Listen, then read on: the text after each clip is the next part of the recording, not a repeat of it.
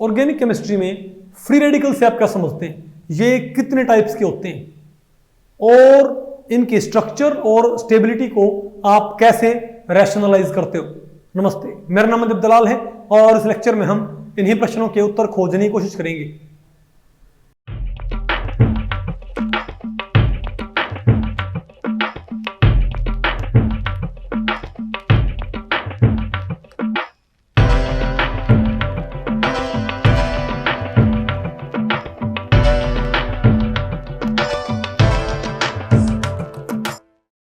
Okay, अब बताओ हम क्या पढ़ते हैं भाई, फ्री रेडिकल्स। तो भाई बताओ क्या होते हैं free radicals. Free radicals in organic chemistry में simply be defined as the chemical species that carries odd और unpaired electron with 7 valence electron. क्या होते हैं? Organic species in which carbon atom carries an odd electron with 7 valence electron in total। समझे? तो क्या हुआ free radical. For example अगर मैं ये कहूं कि CH और H और मैं ये कहूं ये इलेक्ट्रॉन हमारे पास, तो ये एक फ्री रेडिकल है। आपको ऐसे कैसे भाई, इसके पास एक अनपेयर्ड क्या इलेक्ट्रॉन, यहां पर दोनों इलेक्ट्रॉन पेयर्ड, दोनों पेयर्ड, ये क्या हमारे पास अनपेयर्ड। दूसरी बात 7 इलेक्ट्रॉन देखियो, 2 2 4 2 6, ये क्या हमारे पास 7 वैलेंस इलेक्ट्रॉन। अच्छा बताओ भाई, अगर इसमें 7 वैलेंस इलेक्ट्रॉन है तो ये क्या इलेक्ट्रॉन डेफिशिएंट नहीं क्या? क्या बेटा ये इलेक्ट्रॉन डेफिशिएंट है कि नहीं है? पक्का है, इजंट इट? तुम क्या बोलेंगे? तो आपसे पूछ ले भाई, ऐसे क्वेश्चन पूछ सकते हैं IIT JEE में एंट्रेंस में, which of the following statement regarding free radicals is true और फॉल्स। उसमें कह दें कि carbon in free radicals is electron deficient, electron rich. बताओ क्या बोल, इलेक्ट्रॉन डेफिशिएंट आ गया आपको ये? बताओ। अब बताओ थोड़ा हम क्या पढ़ने दें, जनरेशन ऑफ रेडिकल। पहला क्या होता है हमारे पास, थर्मल क्लीवेज। क्या थर्मल क्लीवेज? देखो ये हमारे पास एक स्पीशीज है, आप सिंपली हीट दे दो। क्या बेटा? हीट।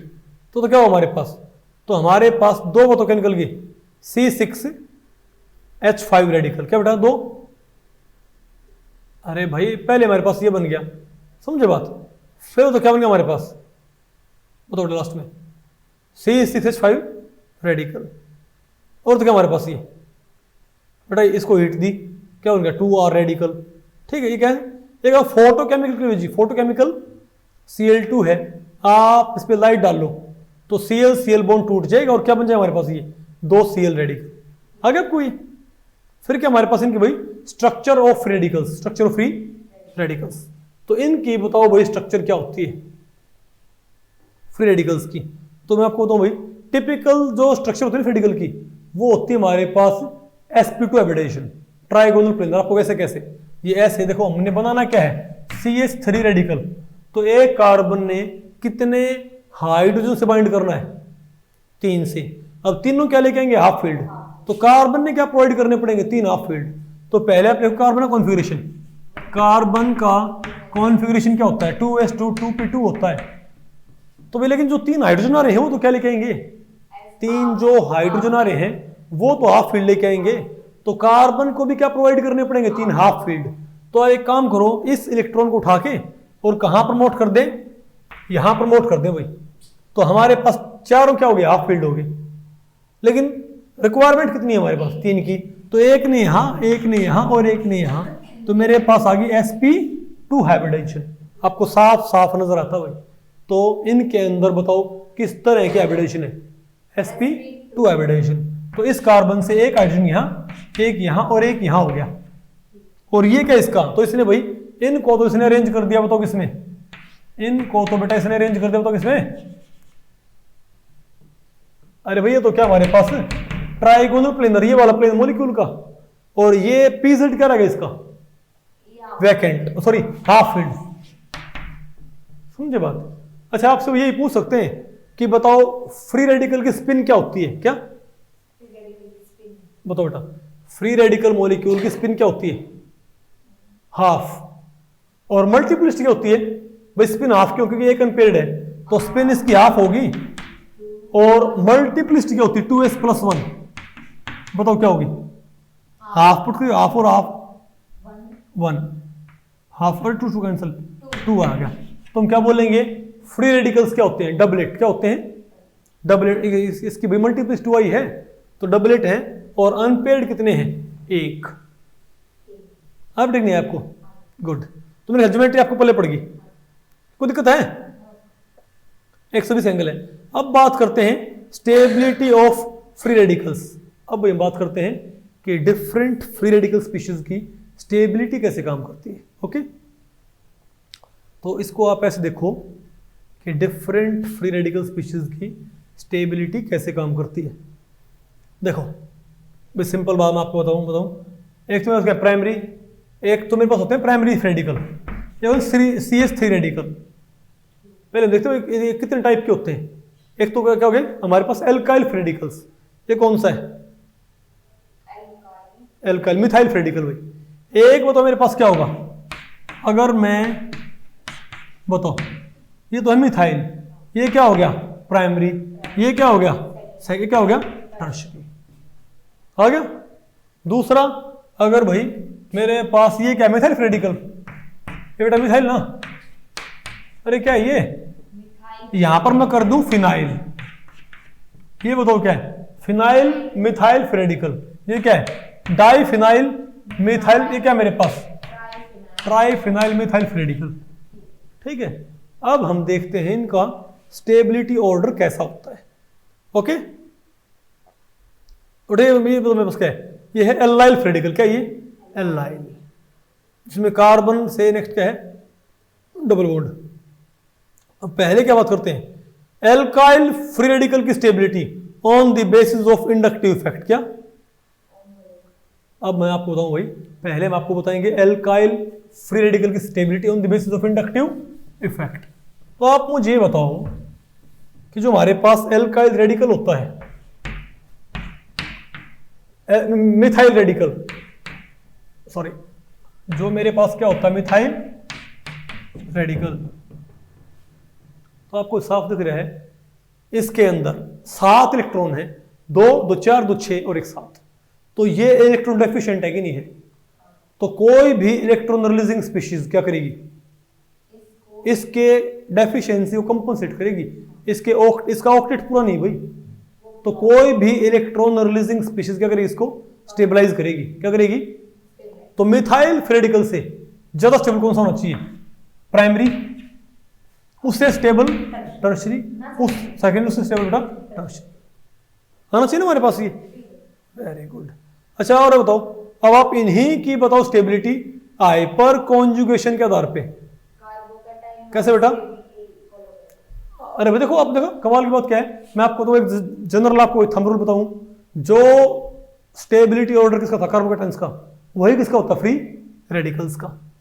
अब आप बताओ, पहले आप मुझे बताओ कि हाइपर कॉन्जुगेशन से बताओ।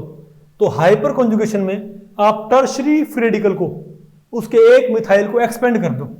यहां पर CH3 था ना, अरे भाई CH3, लेकिन ये थोड़ा एक्सपेंड कर दो, लिख के ऐसे लिख दो। ठीक है, अब बेटा आप मुझे बताओ, अगर मान लिया मैं इस बॉन्ड को तोड़ दूं, मैं क्या करूं? मैं तोड़ दें इस बॉन्ड को, नहीं आपको सुने, तो बॉन्ड यहां बन जाएगा ना कि नहीं आएगा? बताओ। तो इसका ऑक्टेट पूरा नहीं होगा। 2, 2, 4, 2, 6 और 2, 8। तो कुछ समय के लिए इस कार्बन क्या होगा? ऑक्टेट पूरा हो गया ना। तो आपने इसको इस्तेमाल कर लिया। तो क्या हाइपर कॉन्जुगेटिव स्ट्रक्चर? क्या ये हाइपर कॉन्जुगेटिव स्ट्रक्चर नहीं है? ठीक है, अब अगर मैं इसको ना तोड़ के, मैं बेटा इसको तोड़ देता तो बोलो भाई ये रेडिकल तो है ही, तो ये बनता। और मैं इसको ना तोड़ के बेटा, मैं इसको तोड़ देता तो भाई एक मिथाइल, तो एक अल्फा कार्बन से 3 अल्फा क्या है? यहां पर अल्फा हम किसको बोल रहे हैं? कार्बन बियरिंग ऑड इलेक्ट्रॉन से नेक्स्ट कार्बन का क्या बोलते हैं? Alpha carbon. और उस कार्बन पे अटैच्ड हाइड्रोजन क्या है? Alpha hydrogens, isn't it? तो जितने ज्यादा क्या होंगे मेरे पास मिथाइल? तो बताओ भाई, तो पहले बताओ मिथाइल के अंदर कितनी, मिथाइल रेडिकल में कितनी हाइपर कॉन्जुगेट स्ट्रक्चर होंगे? 0। इसमें कितनी होंगी? 3 इसमें होंगी। लेकिन इसमें क्या होंगे बेटा? सॉरी, अगर इसमें क्या होंगी? इसमें क्या होंगी? 3। इसमें अब क्या हो जाएंगी 6, अब क्या हो जाएंगी 9। तो सबसे ज्यादा हाइपर कॉन्जुगेटिव स्ट्रक्चर होंगे मेरे पास किसकी, टर्शरी फ्री रेडिकल की। तो मोस्ट स्टेबल कौन सा होना चाहिए, टर्शरी, क्योंकि आपको पता भाई हाइपर कॉन्जुगेशन से इसकी इलेक्ट्रॉन डेफिशिएंसी कंपनसेट होती है। आगे आपको ये बताओ, अब बताओ क्या stability of allyl and benzyl free radical क्या। अब भाई मैं आपको एल्लाइल और बेंजाइल फ्री रेडिकल की जो स्टेबिलिटी उस पर कमेंट करता हूं थोड़ा। हालांकि हमको पता है ऑर्डर वही होगा जो किसका था, कार्बोकैटायंस का। ऑर्डर वही होना जो किसका था, कार्बोकैटायंस का, लेकिन आप थोड़ा फिर भी इसको पढ़ सकते हो। पहले मैं देखता हूं एल्लाइल फ्री रेडिकल, तो CH2 double bond CH2 radical ये मेरे पास। तो मैं कहूँ भाई ये चीज रेजोनेंस स्टेबलाइज आपको कैसे कैसे देखो। हालांकि अब इसको आप ऐसे तोड़ दो भाई, इसके आप क्या कर दो होमोलिटिक क्लीवेज, क्या कर दो इस बॉन्ड की होमोलिटिक का मतलब होता है कि दोनों बॉन्ड तोड़ दो ना, तो एक उस साइड एक इस साइड, तो क्या जाएगा, तो CH2 CH2 है ना भाई, ये था क्या, मैंने इसको तोड़ दिया होमोलिटिक क्लीवेज, तो हो गया बेटा सही है।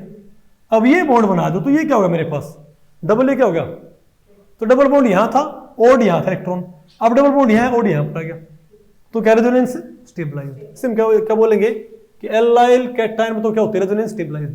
सिमिलरली बेंजाइल कार्बोकैटायन क्या बेटा, नहीं बेंजाइल फ्री रेडिकल क्या। अब हम पढ़ते हैं benzyl free radical CH2 radical.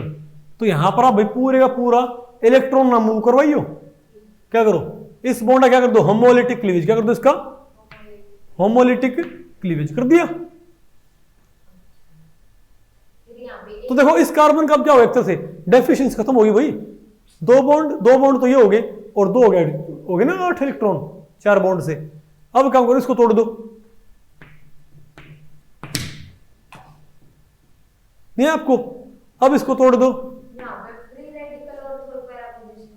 हाँ नहीं आपको, अब बेटा इसको फिर तोड़ दो, हाँ बताओ, तो क्या इसकी रेजोनेंस स्ट्रक्चर आसान है मुश्किल है, बताओ। देखो यहां पर ये जो ऑड इलेक्ट्रॉन है ये कहां भाग जाएगा बताओ, ये जो डेफिशिएंसी थी ना वो डेफिशिएंसी देखो यहां से जाके कभी तो कहां पहुंच जाएगी, ऑर्थो पे, बेटा कभी कहां पहुंच जाएगी तो पैरा पे। तो जो डेफिशिएंसी है वो एक तरह से शेयर्ड नहीं होगी भाई, जो डेफिशिएंसी शेयर्ड होगी। आप इसको ऐसे मानो, बात आपको पहले पड़ रही है भाई, डेफिशिएंसी यहां पर क्या होगी, शेयर्ड होगी, ओके।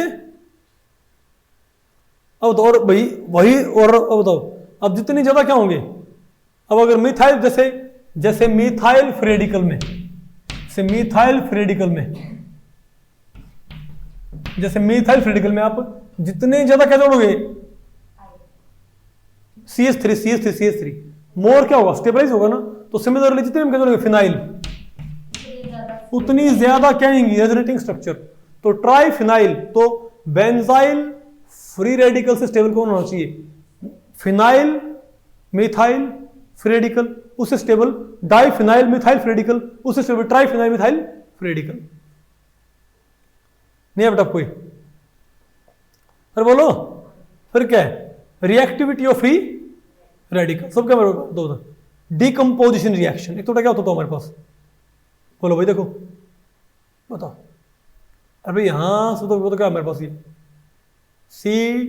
अरे यहां से क्या हो जाए, बॉन्ड टूट जाए, तो क्या हो जाए C6H5 रेडिकल बन गया हमारे पास, और क्या हुआ CO2 बन गया। ये क्या है, हाइड्रोजन एब्स्ट्रक्शन, क्या हाइड्रोजन एटम, क्या